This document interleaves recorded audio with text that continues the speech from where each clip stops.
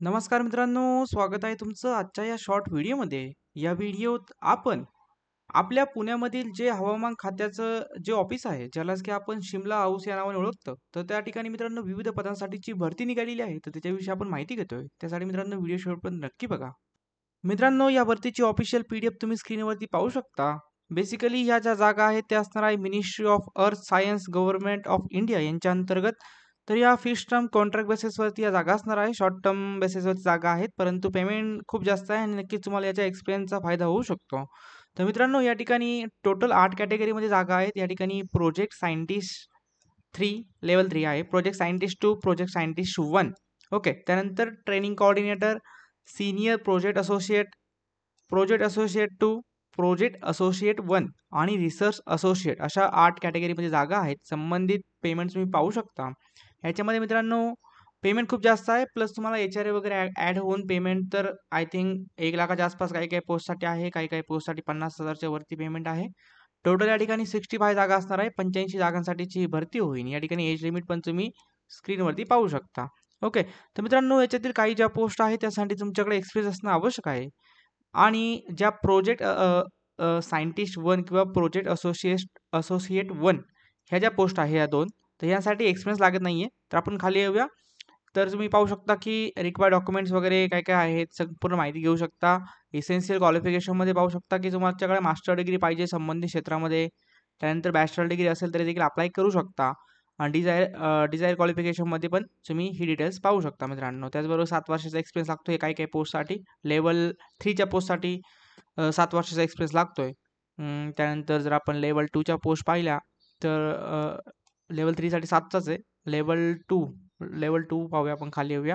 Level 2 साठी जर आपण पाहिलं तर 3 वर्षाचा रिलेव्हंट एक्सपिरियन्स तुमच्याकडे असणं आवश्यक आहे संबंधित ब्रँचमधनं. आता यामध्ये इंजिनिअरिंगवाले अप्लाय करू शकतात, बीएससीवाले अप्लाय करू शकतात. खूप जास्त विद्यार्थी ज्यांचं मास्टर झालं ते पण अप्लाय करू शकतात मित्रांनो. ओके. प्रोजेक्ट सायंटिस्ट 2 साठी पण 3 वर्षाचा एक्सपिरियन्स आहे. तर खाली येऊया. आता मित्रांनो या ठिकाणी प्रोजेक्ट सायंटिस्ट 2 रिलेव्हंट एक्सपिरियन्स लागतो या ठिकाणी. ओके. खाली येऊया. 3 वर्ष ज्या पोस्टला एक्सपिरियन्स नाहीये त्या पोस्ट पाहूया आता. ओके. थोडासा टाइम घेतोय. कारण की पीडीएफ खूप मोठी आहे. तुम्ही एकदा वाचू शकता पाहिजे असेल तर. Okay, okay, okay, okay. खाली येऊया. तर मित्रांनो ही जी पोस्ट आहे प्रोजेक्ट सायंटिस्ट 1. आता यासाठी एक जागा आहे. बेसिकली सातारा या ठिकाणी जागा असणार आहे ही. महाबळेश्वर, सातारा या ठिकाणी तुमचं जॉब लोकेशन असेल. तर मास्टर्स डिग्री जर तुमची झाली असेल सायन्स, इलेक्ट्रॉनिक्स, ॲटमॉस्फिअर सायन्स, त्यानंतर बॅचलर डिग्री झाली असेल इंजिनिअरिंगमध्ये इलेक्ट्रॉनिक्स, इन्स्ट्रुमेंटेशन, ट्रिपल ई आणि ENTCमध्ये तर अप्लाय करू शकता. 60% मार्क लागतात. आणि रिलेव्हंट एक्सपिरियन्स असेल तर नक्कीच तुम्हाला प्राधान्य दिलं जाईल. पण एक्सपिरियन्स पाहिजे असं काही नाही आहे. त्यानंतर प्रोजेक्ट सायंटिस्ट 1 ही पण एक पोस्ट आहे. या ठिकाणी पण MSCवर अप्लाय करू शकता. त्याचबरोबर त्यांचं BE BTech झालं mechanical, electronics, computer science, electronics and telecommunication, instrumentation, computer सायन्सवाले विद्यार्थी अप्लाय करू शकतात. ओके. त्यानंतर सेम पोस्ट मित्रांनो इंजिनिअरिंग MSCवर अप्लाय करू शकतात. खाली येऊया. ही एक पोस्ट आहे ती जास्त जागा आहे ती पाहूया.